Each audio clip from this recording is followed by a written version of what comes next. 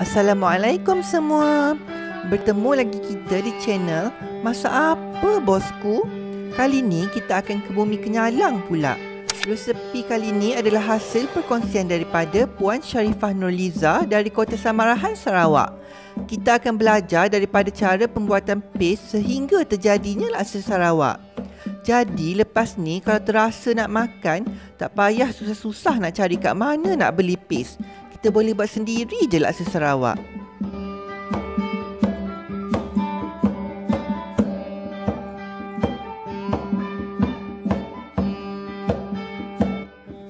Okey, mula-mula kita akan buat pes laksa Sarawak dulu.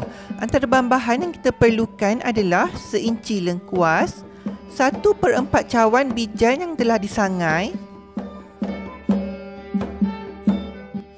seinci belacan bakar, 1/4 cawan kacang tanah yang telah digoreng, 3 hingga 4 batang serai, 5 ulas bawang putih, 8 hingga 10 biji bawang merah, 2 hingga 3 biji buah keras, dan yang terakhir 10 hingga 15 batang cili kering. Cili kering ni nanti jangan lupa dibuang biji dahulu ya sebelum dikisar. Okey, mula-mula kisarkan kacang tanah bersama bijan sehingga lumat. Kalau tak ada pengisar, nak tumbuk dalam lesung pun boleh.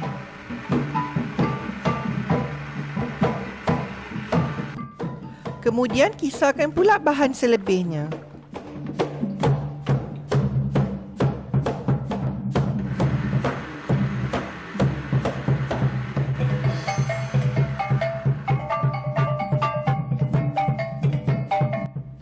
Seterusnya panaskan minyak dan masukkan kisaran cili kering bersama bahan selebihnya tadi.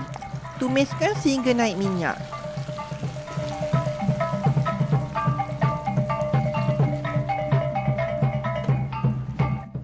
Bila dah naik minyak, masukkan kisaran kacang tanah dan bijan. Gaulkan sehingga rata dan sebati.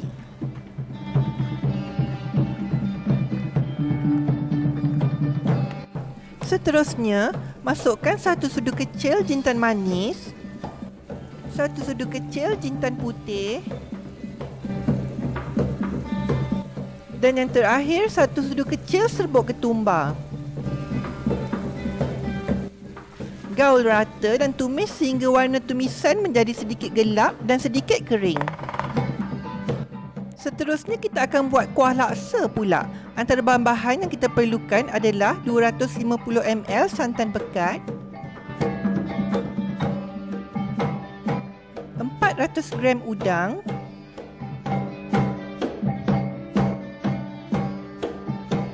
sedikit fish cake atau fish ball,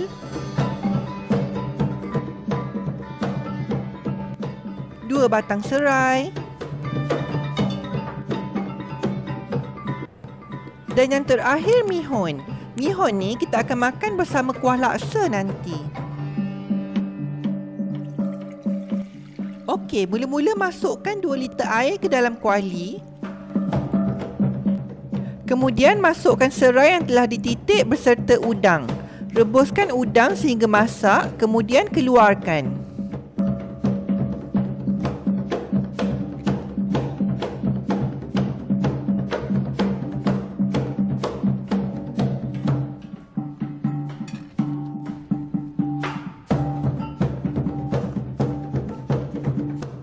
Seterusnya, masukkan pes laksa ke dalam air rebusan tadi dan gaul sehingga sebati.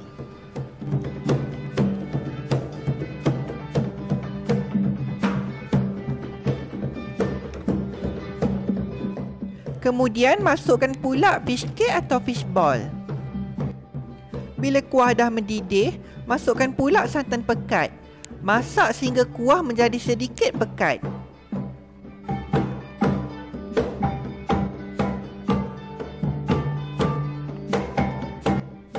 Bila kuah dah sedikit pekat, masukkan garam secukup rasa dan 1 sudu besar gula. Gaul rata dan siap. Untuk mihun pula hanya perlu dicelur dalam air panas sehingga lembut sahaja. Laksa Sarawak ni lagi sedap kalau dimakan bersama sambal udang kering. Okey, sekarang jom kita tengok cara nak buat sambal udang kering pula. Antara bahan-bahan yang diperlukan untuk buat sambal udang kering adalah 5 sudu besar udang kering, seinci belacan bakar, 7 hingga 8 biji bawang merah, 7 hingga 8 batang cili kering, dan yang terakhir adalah 3 ulas bawang putih. Untuk cili kering ni jangan lupa buangkan bijinya dahulu sebelum dikisar ya. Okey, mula-mula kisarkan dulu semua bahan sehingga lumat.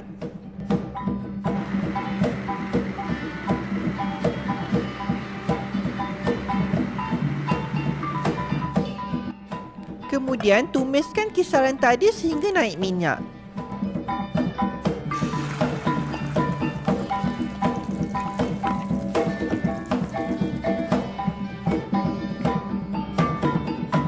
Bila dah naik minyak, masukkan garam secukup rasa dan 1 sudu besar gula.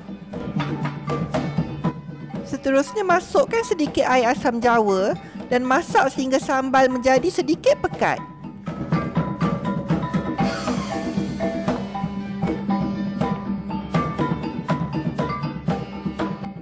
Seterusnya, bolehlah kita hidangkan laksa kita. Siramkan kuah laksa di atas mihun dan hidangkan bersama ayam rebus yang telah dicarik, udang yang telah direbus tadi, tauge yang telah dicelur, hirisan telur dadah dan sedikit daun ketumbar. Jangan lupa hidangkan bersama sambal udang kering yang telah kita buat tadi dan juga hirisan limau. Mudah dan nampak sedap bukan? Jadi lepas ni bolehlah kita buat sendiri. Untuk resepi di video ni anda boleh dapatkan sehingga 8 hidangan laksa Sarawak. Baiklah, mungkin ada di antara anda yang berminat untuk jadikan hidangan laksa Sarawak ni sebagai salah satu menu jualan. Jom kita lihat kos yang diperlukan untuk satu hidangan laksa Sarawak di segmen kos.